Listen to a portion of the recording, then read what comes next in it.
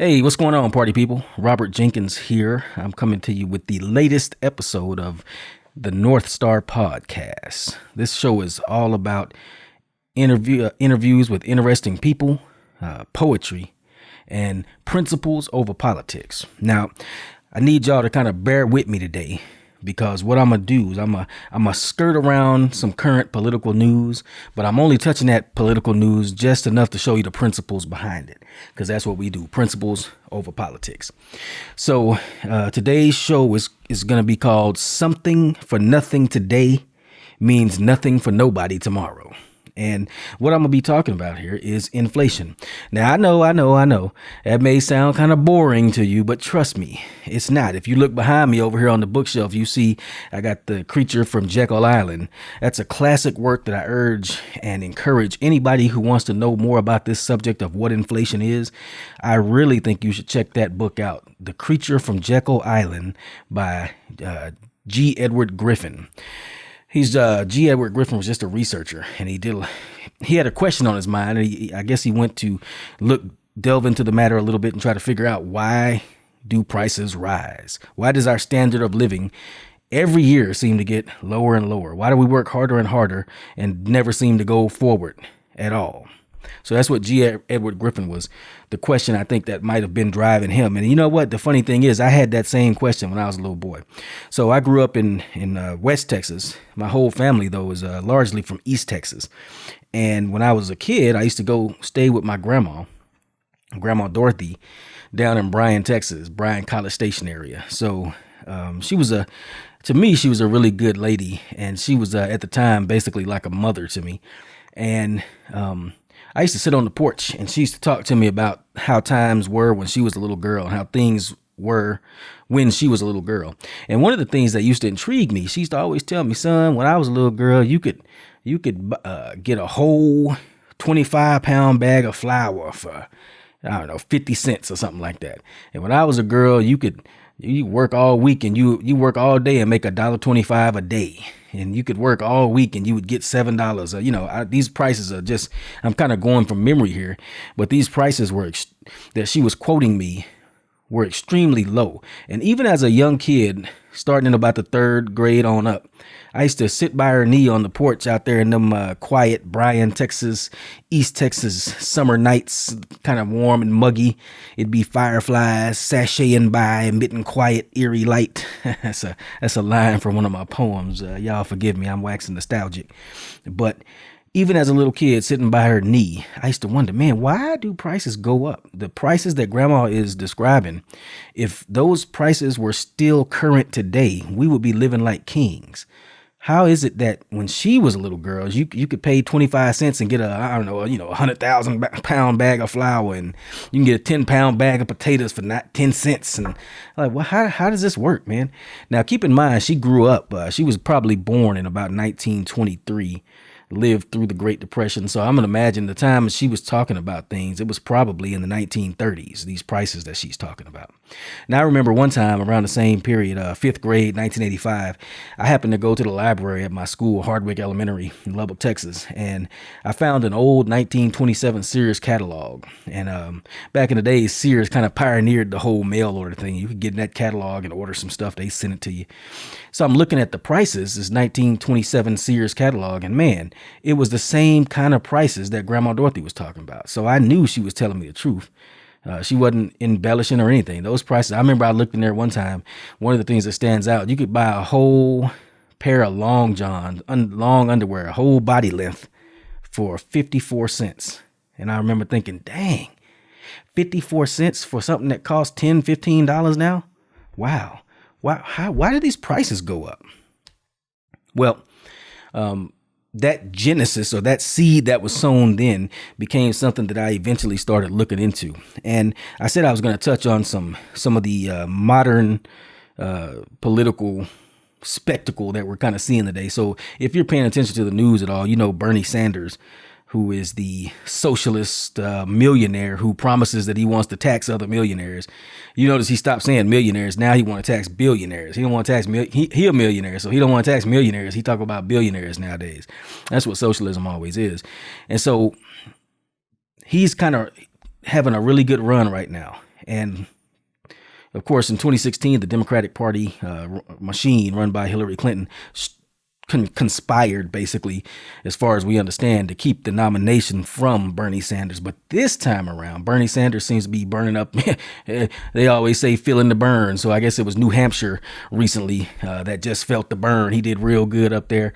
And as far as I can tell, a lot of the enthusiasm for his campaign is built by these millennials, or these young cats born in the, I think the late 80s or 90s on up until a certain point. I think they were born between, 83 and 98 or something like that. So young people of that generation are what's happening, though, is they're finding it very hard to make a living. They call it failure to launch. These young people are unable to leave their parents' house and take off and fly, spread their wings and fly and be the kind of productive citizens that all young people want to be. And they think that because it's so difficult for them to fly, that maybe they need to try socialism. Now, if you tune into the show regularly, you've no doubt heard me say that socialism is essentially slavery in slow motion. Slavery is socialism is when you use the envy and greed that is natural in the human heart and use that to get power, to gain political power, so that you can take stuff from other people and dole it out as you see fit. So the driving factor behind socialism is envy and greed, right? So these millennials are having a hard time, as I understand it. And really, everybody throughout the country is beginning to notice that things are getting a little bit harder. Don't listen to these people on TV talking about how good the economy is and stuff like that. It is not. I assure you, the fundamentals are not there. I'm not an economist, but I can read, and I do read some really good economists. One of the sites that I read is called shadowstats.com, and it's run by a gentleman named John Williams. And I'm going to get into some of the data from his site in a little bit here. But anyway, I want to, circle back and complete this thought here, which is that Bernie Sanders is having a really good run right now. And he may even, if they don't steal it from him again, he may even get the Democratic Party nomination. So it'll be Sanders against Trump next election period. But here's the thing. So these millennials are upset because it's hard for them to take off and fly, right? But the thing they don't know is one of the reasons it's so hard for them to get a toehold in the world today and to make a living and become productive adults is because of de facto socialism that has been creeping into our economy and into our political life for the past several decades, maybe 100 years or more. Slowly they encroach Fabian socialism, that whole wolf in sheep's clothing thing, where they don't do socialism right out front in a rush. They do it slowly behind the scenes, indoctrinating people in schools and stuff like that. So this de facto socialism, or de facto, what it is we would call it crony capitalism, which is, I would say crony capitalism is like fascism. But this socialism or crony capitalism is what creates inflation. Now, you may ask, what is inflation? So you look at shadowstats.com and they explain what inflation is. They explain that whenever you have an excess supply of a commodity or a product, it's usually reflected in downward pressure on its price. And the same thing is true for money. So in other words, when you have an excessive supply of money, that leads to the debasement or decline in the value of that money. And that is inflation. Inflation, in other words, in common terms, everyday parlance, when your money don't buy what it used to buy, it seems like this same dollar is worth less. That's inflation. Now, how does inflation get created? Well, this is going back to what I was saying, how socialism essentially creates inflation. So in our society, we like to be open, kind-hearted, and generous. And so we like to give people things like welfare. If you can't work, or if you, in many cases, if you just don't want to work or don't work, you can receive welfare payments and still make a living, a pretty decent living. If you need various healthcare services, Medicare, Medicaid. Oh, if you want to fight wars, but you don't want to raise the taxes on people so that people get upset and say, man, why are you fighting these wars? It's hard for us to live. What you do is you print money to pay for all that stuff. And politicians love this because they get to promise you the world and they can give you a little bit of it. And you think you're getting something in return. But what is actually happening is that the Federal Reserve is simply creating money out of thin air. So imagine you have a banking account. All the Federal Reserve, they used to print money. They put it on the printing press. You see on those old films, the millions and millions of $1,000 bills, $100 bills or whatever, spooling off the printing press. Well, that doesn't happen necessarily today. All they have to do is drop money into the Treasury, electronic money. So the Federal Reserve will say, "Oh, we got the war in Afghanistan been going for almost 20 years or whatever the case may be.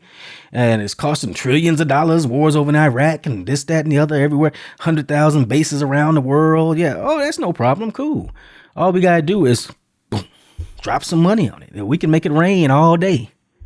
Oh, you got millions of people out of work and they want welfare payments. They want WIC and SNAP and all that kind of stuff.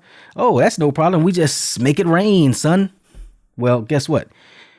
All these programs and entitlements and wars and all these other things that we think are free, where they making it rain, that's what causes inflation. So in other words, when the money supply is constantly increased, but there is no actual increase in people working and building and making and doing things to match that increase in money supply, that simply just increasing the money supply without increasing the amount of labor and production that's being occurring, that causes the money to be worth less. So there's more floating around, but it's worth less. Y'all heard of supply and demand, right? So in supply and demand, it says the more you have of something, the less costly it'll be. Or in other words, the flip side of that coin is the more harder to find something is, or the more rare something is, the more it costs. That's why gold costs a lot. Diamonds, I would say diamonds, but as I understand it, diamonds don't really cost that much. They're artificially kept scarce, so the prices stay high. But that's a whole nother story. The point is, if it's easy to get something and there's plenty of it, it's not going to cost too much. The value is going to decrease. If something is hard to come by and it's hard to get some of it, the value increases. Well, when you increase the supply of money, it's no longer hard to get money. There's money floating around everywhere in society. The value of that money decreases, and that's called inflation. So in other words, the amount of money that you have today buys less tomorrow. And I'll give you a perfect example of this. Earlier, I was talking about my grandma Dorothy, and how she used to talk about them low prices back in 1923. Well, you don't even have to go back to 1923. I'm 46 years old. So I was in college at Wiley College in Marshall, Texas, back in 1992, 3, and 4. And back in those days, when I look back now and look at the amount of the way things, when I look at the prices of things today compared to how much things cost back in the 90s, I can clearly see the inflation. And that's just within the last, I hate to do public math here, but I don't know, like the last 20 something years, right? So I'm gonna give you a perfect example. 1994. Wiley College. I looked up some stuff online. I'll put these links down in the description. And I discovered, as I actually remember, didn't have to discover it, I remember it. Gas was a little over $1 per gallon. And I remember being in college, I had a big old Oldsmobile, 1984 Oldsmobile 98 Regency, my 98, as Public Enemy would say. And I remember that I had a 20-gallon tank, and I could put, in some cases on a good day, depending on what the gas prices were, I could fill my tank up for less than $20, even though it was a $20 gas tank. So sometimes gas was actually worth less than $1. It cost less than $1. And I remember if you had $10 in your pocket on a Friday night when I was in college, your weekend was pretty okay. You was fixing to be good. You know why? Because you could go get $5 worth of gas. You can go to the Burger King down the street from Wiley College. I think it's still there. You can get a Whopper for 99 cents, $1.20 something with cheese. You could get a box of Black and Mild cigars, which I used to thoroughly enjoy, I must say. They were far less than $1. It was like 77 cents or something like that, 87 cents. And you could get a 40 ounce. And I'm ashamed to admit that we used to drink like Schlitz malt liquor bull. But in college, you drinking whatever is cheap, right? So we get a 40 ounce of OE or something. Stuff I can't even do that stuff now. My tastes are a bit more refined, but a 40 ounce of OE or whatever it was 99 cents. A Whopper was 99 cents. And by the way, back in those days, a Whopper was a big old hamburger. You couldn't eat but one. You know what I'm saying? You didn't even need no fries with it, to be honest with you. You eat a Whopper with cheese and you'd be like, all right, I'm good. All day. Now you go get a Whopper, it's like that big. You know what I'm saying? Little old baby looking dollar menu hamburger. The Whopper Jr. A Whopper looked like a Whopper Jr. used to look. You know what I'm saying? That's inflation. That, my friends, is inflation. So in other words, in 20 years, I bet a Whopper don't cost 99 cents no more. How much it costs? $2 or $3, $4 or $5. So if you look at shadowstats.com, in fact, I looked up, they got an inflation calculator on there. You can actually enter the year and enter the amount of money, and it'll tell you how much that amount of money would be worth today compared to what it was back in that year. So I did that for 1994, which was a good year for me in college. And it turns out that $100 today, you only needed, if you had $100 today, whatever that amount of stuff $100 would buy you today, you only needed $58 to buy that back in 1994. So in other words, in 1994, $58 had the purchasing power of $100 today. It's almost double. That's 60%.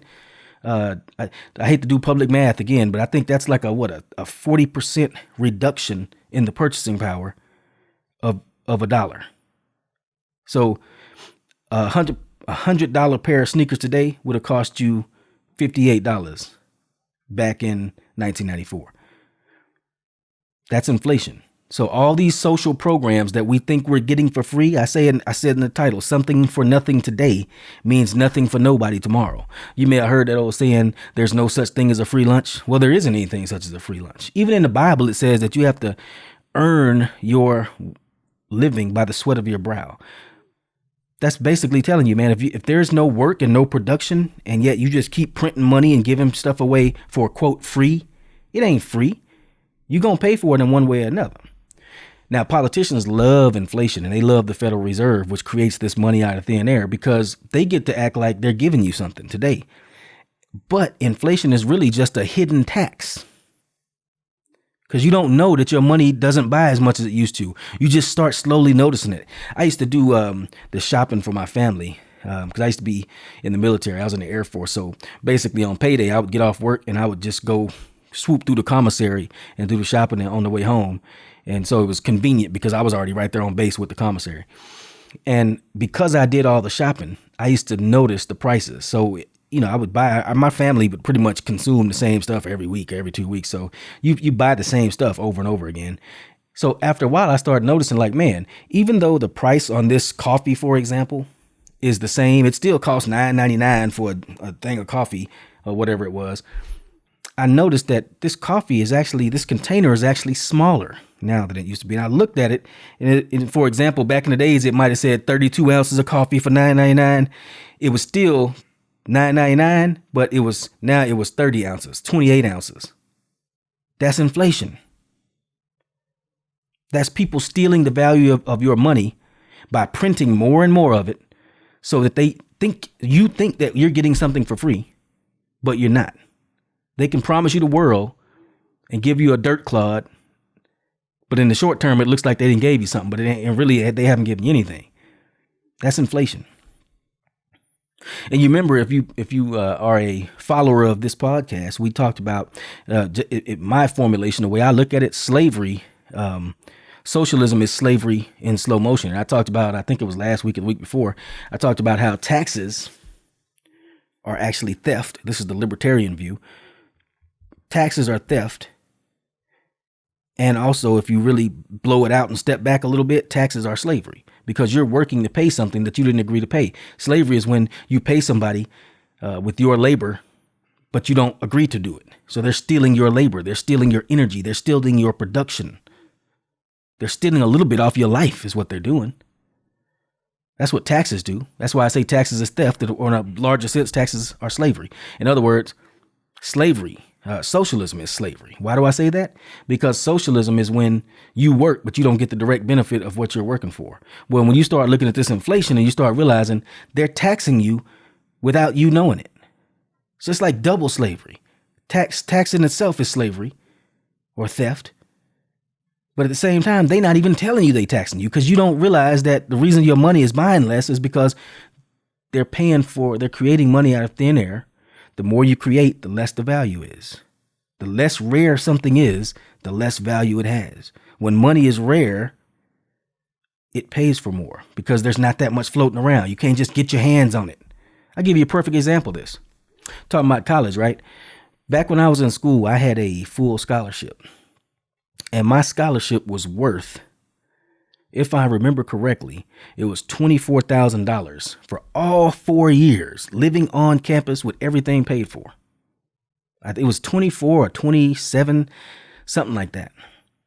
That was at Wiley College, Marshall, Texas. Now, when I look at it today, I looked it up, and it turns out that whereas in 1992, my full scholarship was only worth $20-something thousand, now it costs, I believe it was $10,000 a year to go to that same college and have a full load of classes like I did at the time, 18 hours. So that's, by my calculation, $40-something thousand a year, probably getting close to 50 with all the little extras and all the stuff like that. So it's costing 4 times as much to go to college now. Why? Why does it cost 4 times as much? Well, because they have these things called student loans.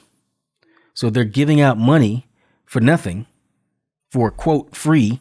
Ain't nothing free, but they're giving it out for free, which means they're increasing the number of people who can go to college. So that money going to college is no longer rare. The money to go to college is no longer rare. That's why the inflation. Remember, when you print something, when you increase the amount of something you have, the value goes down. When something is hard to come by, it costs a lot. So now that everybody is going to college, that money that everybody used to be hard to get to go to college, now everybody can get it. You just sign up do your little FAFSA and get your little $50,000-$60,000. You get in debt easy. Anybody can go to college. The prices is rising. See that?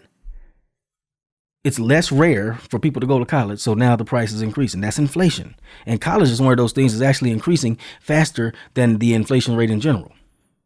As you can see, I mean, the price has quadrupled in 20 years. I mean, dang, really? Quadrupled? See, back in the days when college, earlier times in this country's history, only about 10% of the population were expected to go to college. And it was rare. College degrees weren't necessary. I would argue that they're not necessary today, depending on what your chosen profession is. I know plenty of people. Matter of fact, I will say this. I know about 3 or 4 people who are millionaires, or I would imagine that they are millionaires, and I don't think any of them have a college degree. So I'm not, you know what I'm saying? They started their own business is how they became millionaires. Anyway,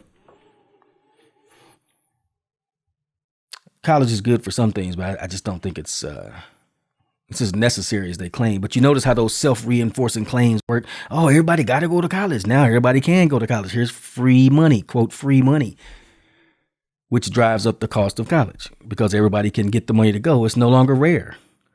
You know what I'm saying? You got more students. The more and more you have, the less and less that money is worth. The more money you have going out in the students' hands, the less and less that money is worth. I'll give you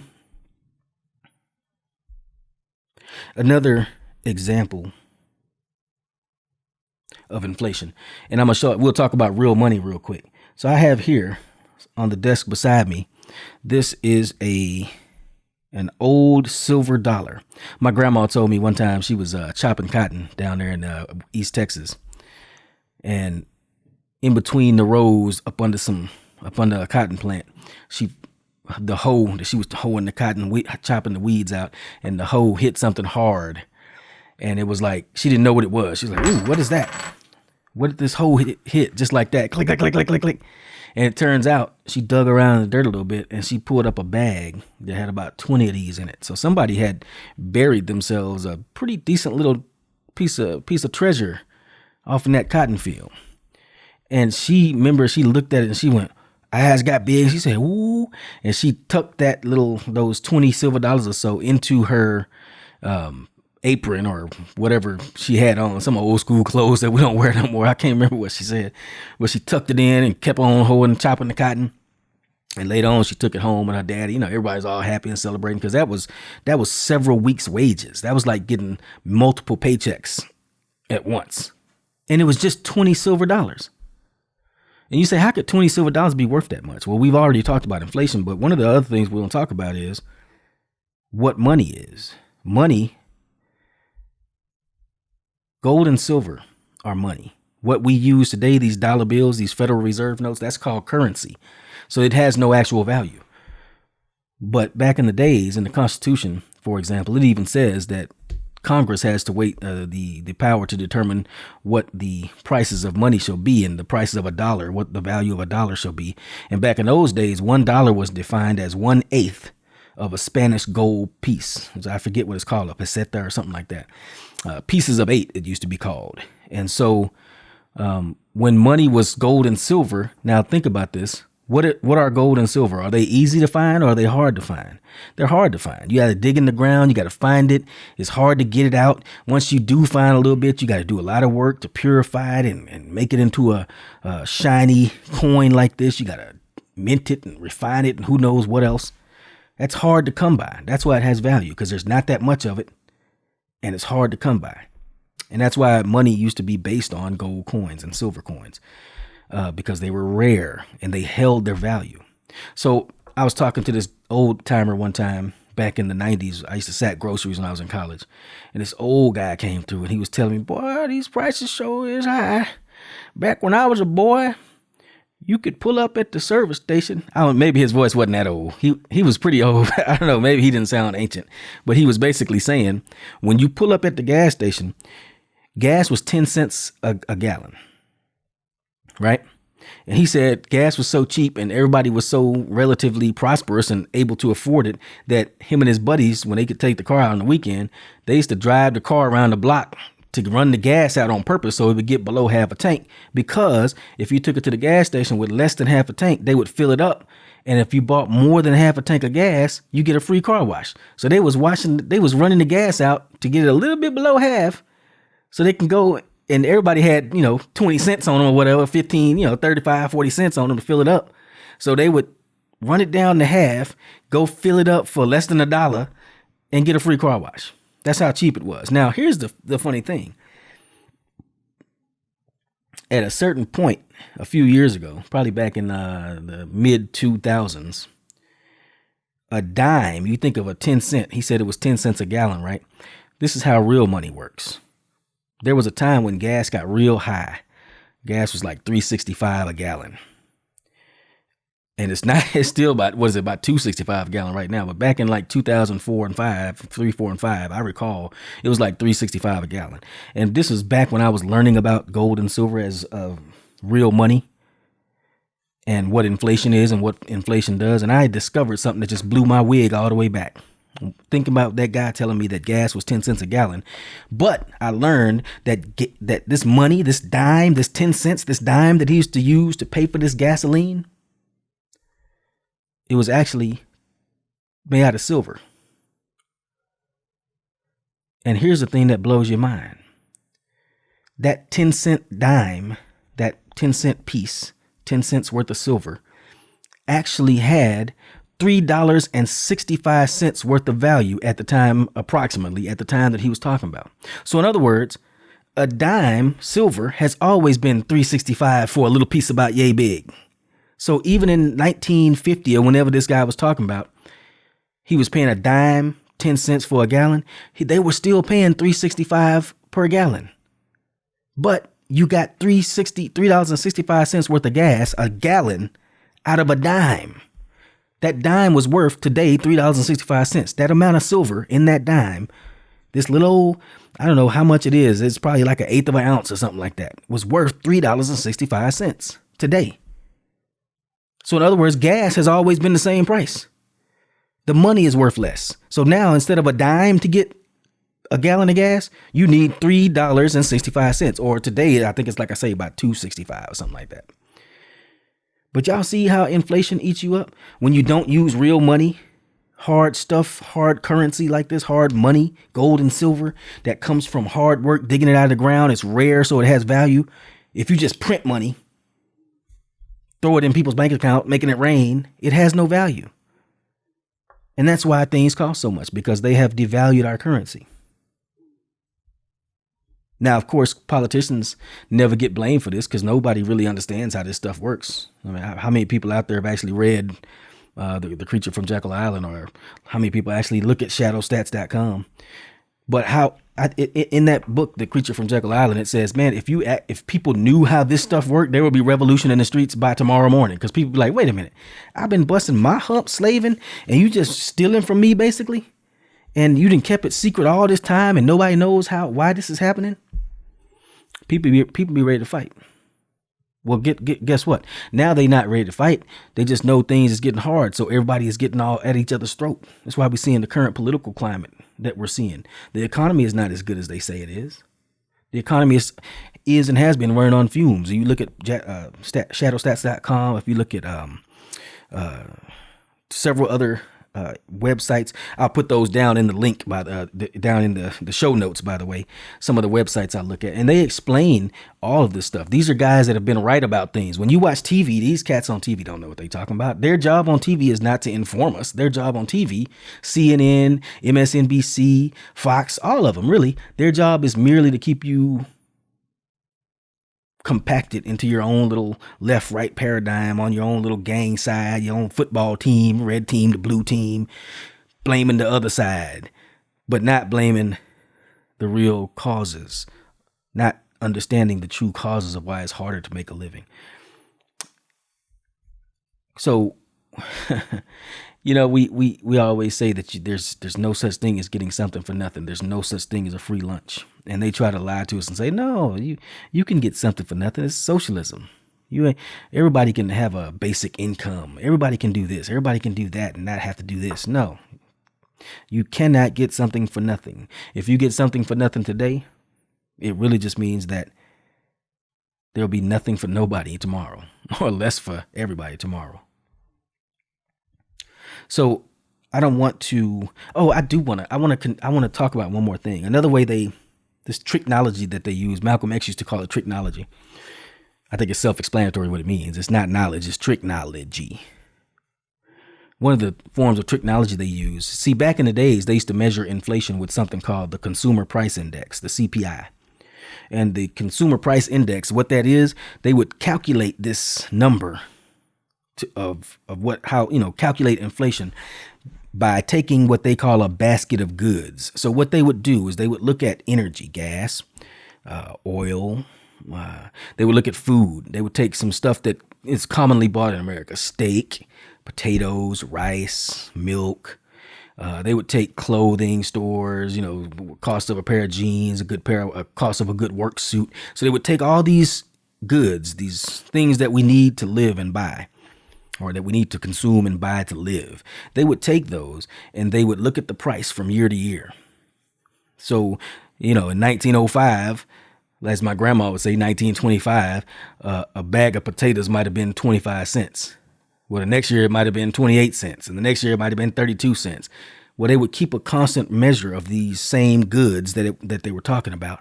These goods would remain stable. It would be the same goods every year, and they would just track how much the cost went up, and they would use that to determine the inflation rate. And that's called the Consumer Price Index.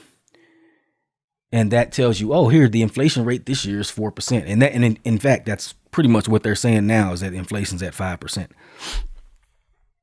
Well, what happened is back in 1980 and I think again in 1990, they changed the way they measure inflation. So instead of looking at the same basket, think of it as a grocery cart. Instead of looking at the same grocery cart full of goods and just telling you how much the price rose and using that math to calculate the rate of inflation, now what they do is they take a grocery cart full of stuff. And then if the prices go up, they just say, well, the cost of steak used to be $4 a pound. Now it's $5.25 a pound. So most people that used to eat steak ain't going to be able to eat steak. What that means is they're going to eat hamburger meat. So instead of saying steak is now $5.25 instead of $4 and using that number to calculate inflation, we'll just calculate a little bit of that because we know they're going to trade steak and go to hamburger meat. So back in the days, everybody used to get premium unleaded. Now it's so high, not too many people can afford it. So we know most people going to use regular unleaded. and smaller cars. So actually, we don't need to increase the rate of inflation because people just trade off things. You see how dishonest that is? It used to say from year to year, you knew exactly how much the prices were going up because they used the same goods every year. Now they assume, well, that done went up so much, we'll just use hamburger instead of steak. Well, that's a lie. That's not telling you how much prices have changed because you just assuming people are still happy. They still satisfied. That's what they measure now, the consumer satisfaction. Assuming you just as satisfied eating hamburger meat as you was when you could afford steak easily. It's another way they hide the true cost of inflation, the true cost of being at constant war, the true cost of having people who don't work but yet still are able to eat, the true cost of having free this and free that. It ain't free. The cost is right here. You and I are unable to survive as easily and live as easily as we used to because they keep giving us free stuff. That free stuff they keep giving us sure is expensive, ain't it? It is when you start to understand stuff like inflation. So anyway, ladies and gentlemen, this is Robert Jenkins, and I hope that I've been able to convey this subject to you. Something for nothing today means nothing for nobody tomorrow. Really less for nobody tomorrow, less for everybody tomorrow. So what is inflation? What is the true cost of giving away free stuff and fighting wars every day for no reason? How much does all this free stuff really cost? That's what we've been talking about. So again, I hope you guys have enjoyed this. And if you did, then you know what they say. Go down below, like, subscribe, and comment. And let me ask you this. Here's my question for the day that I want to throw out there to everybody. And if you won't, go down to the comments on YouTube, or you can hit me up on Twitter at NorthstarRob, at Northstar_Rob on Twitter. Let me know where you have seen inflation. And also let me know if this podcast about inflation was interesting and informative to you. And if so, I try to dig something else up along these lines. But in closing, man, I would say don't let them convince you that you can get something for nothing, because there is no such thing as a free lunch. Now, having left you with that, I also want to leave you with my wishes that you might have peace. So I want to bid you 2 digits.